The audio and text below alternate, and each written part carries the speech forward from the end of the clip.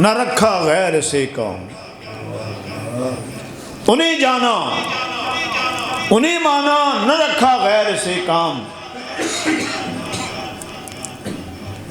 للہ الحمد میں دنیا سے مسلمان گیا، للہ الحمد میں اللہ کا شکر ہے۔ جب ہم ان کو مانیں گے، انہی سے تعلق رکھیں گے، انہی سے اپنی نسبت قائم رکھیں گے، انہی سے محبوب کریم علیہ السلام کے ساتھ جب ہمارا تعلق مضبوط ہو جائے گا تو پھر دنیا سے ہم مسلمان ہو کر جائیں گے۔ اور حدیث میں آقا کریم صلی اللہ علیہ وسلم نے بھی فرما دیا،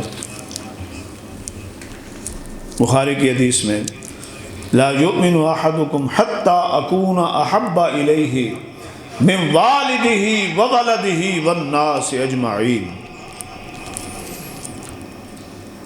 تم میں سے کوئی اس وقت تک مومن نہیں ہو سکتا جب تک کہ اپنے والدین سے بڑھ کر میری ذات سے اس کا تعلق نہیں ہوگا، میری ذات سے محبت نہیں کرے گا، اس وقت تک اس کا ایمان کامل نہیں ہوگا، ایمان ختم ہو جائے گا اس کا۔ حفیظ جلندری نے، بہت بڑے شاعر ہیں حفیظ جلندری، انہوں نے بڑی خوبصورت بات کی۔ وہ فرماتے ہیں، لکھتے ہیں کہ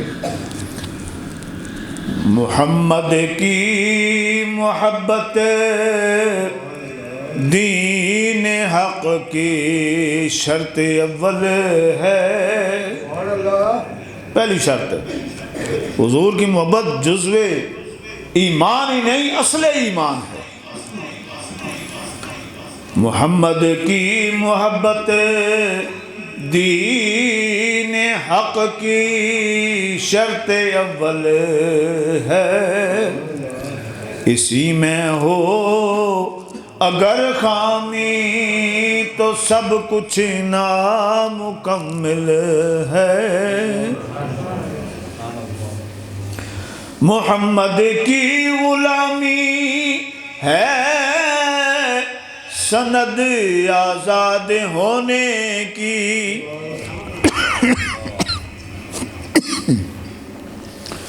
محمد کی غلامی ہے سند آزاد ہونے کی، خدا کے دامن توحید میں آباد ہونے کی۔ حضور کی محبت اول ہے، شرط اول ہے، جزو ایمان نہیں، اصل ایمان ہے۔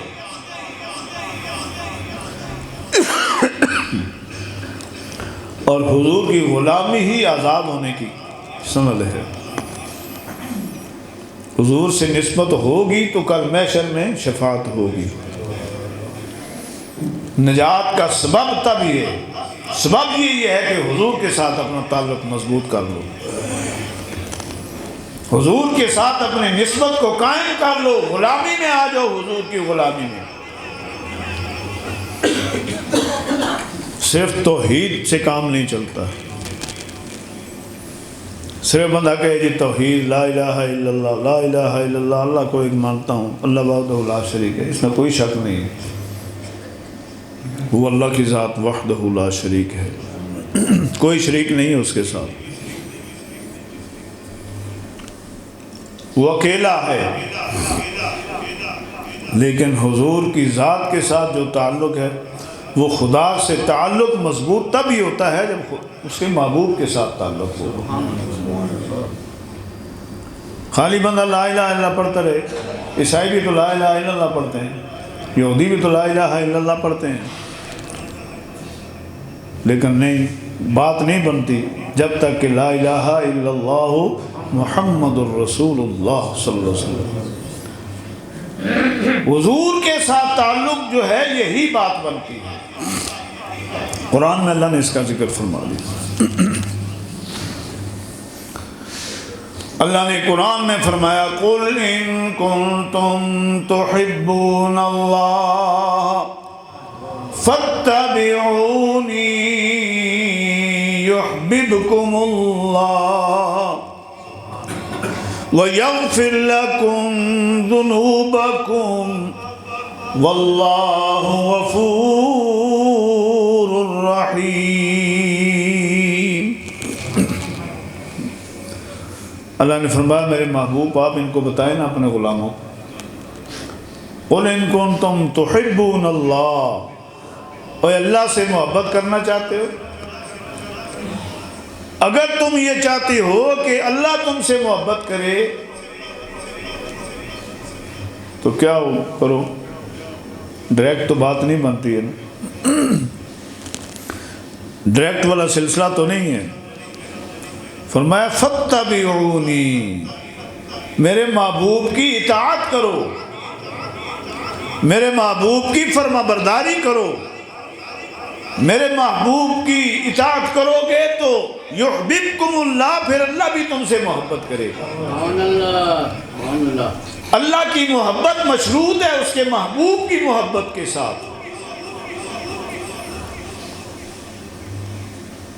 اگر اللہ کے محبوب کے ساتھ تعلق نہیں تو پھر رب کے ساتھ بھی کوئی تعلق نہیں۔ اللہ کے محبوب کی اطاعت نہیں، وَمَن يُطِعِ الرَّسُولَ فَقَدْ أَطَاعَ اللَّهَ، جس نے رسول کی اطاعت کی اس نے اللہ کی اطاعت کی۔ در حقیقت رسول کی اطاعت ہی اللہ کی اطاعت ہے۔ بندہ کتنا بھی عابد و زاہد ہو، کتنا ہی پرہیزگار متقی ہو، تہجد گزار ہو، اس کی ساری باتیں ضائع جب تک اس کے دل میں اس کے محبوب کی محبت نہیں ہے، حضور کی محبت نہیں ہے، تو پھر اللہ کو کوئی عبادت پسند ہی نہیں ہے۔ میں نے پہلے عرض کیا نا، منافق نمازیں بھی پڑھتے تھے، حضور کے پیچھے نمازیں پڑھتے تھے، جمعے بھی پڑھتے تھے، پر نہ ان کی نمازیں کام آئیں، وہ غلیظ کپڑوں میں لپیٹ کر وہ نماز اس نمازی کے منہ پر مار دی جائے گی۔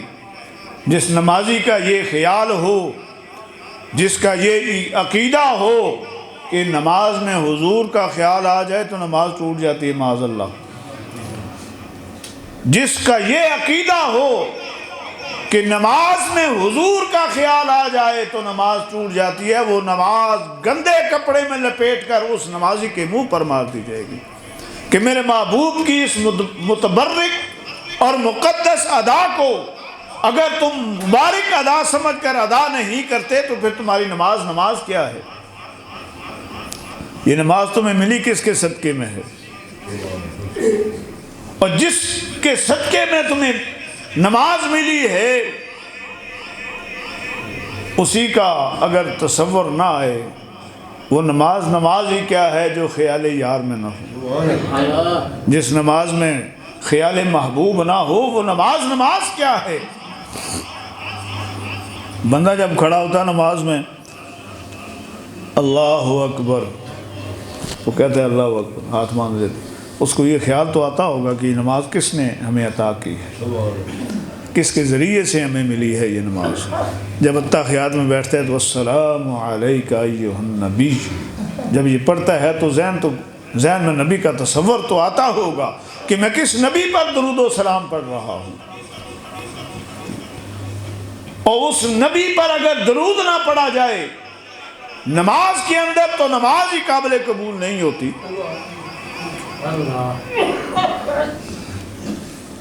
پھر وہ محب کیسا ہے، یہ کیسی محبت ہے کہ اپنے محبوب پر نکتہ چینی، حضور کی ذات پہ نکتہ چینی، اور جب محبت ہے تو پھر نکتہ چینی نہیں ہے۔ اس لیے محبت دل نشینی مانگتی ہے، نکتہ چینی نہیں مانگتی۔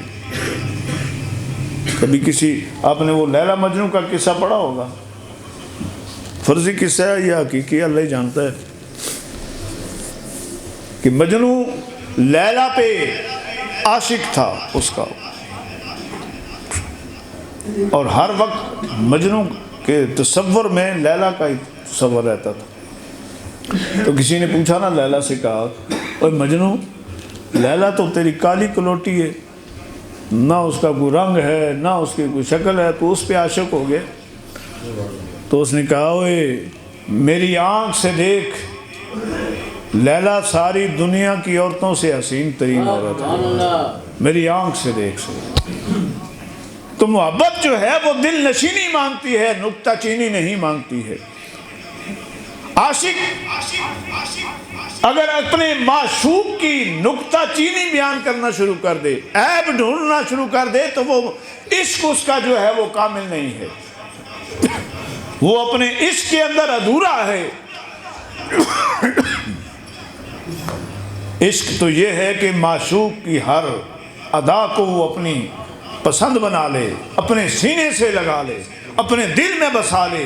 اس لیے کہ محبت جو ہے وہ نکتہ چینی نہیں، دل نشینی مانگتی ہے۔ محبت حضوری چاہتی ہے، دوری نہیں چاہتی۔ محبت حال چاہتی ہے، قال نہیں چاہتی۔ صحابہ اکرام کی محبت کو دیکھو نا تو تمہیں پتہ چلے، حضور صلی اللہ علیہ وسلم سے اس طرح ٹوٹ کر محبت چاہتے تھے، محبت کرتے تھے۔ صحابی نے عرض کیا نا کہ یا رسول اللہ قیامت کب آئے گی؟ تو آپ نے فرمایا، بخاری کی حدیث ہے، آپ نے فرمایا کہ اے قیامت کا پوچھنے والے، قیامت کی تیاری کی ہے؟ عرض کہ یا رسول اللہ نمازیں بھی بس پڑھ چھوڑتا ہوں، روزے بھی رکھ لیتا ہوں، کوئی زیادہ اتنے اعمال نہیں ہیں کہ میں جناب صدقے خیرات کروں، میں یہ سارا دن مسیتی بیٹھا رہوں، ساری تہجد پڑھوں، نہ بس نماز پڑھ چھوڑتا ہوں، روزے رکھ لیتا ہوں۔ حضور نے فرمایا اور کہنے لگا ہاں ولیکنی احب اللہ ورسولہ، لیکن اللہ اور اس کے رسول سے محبت کرتا ہوں۔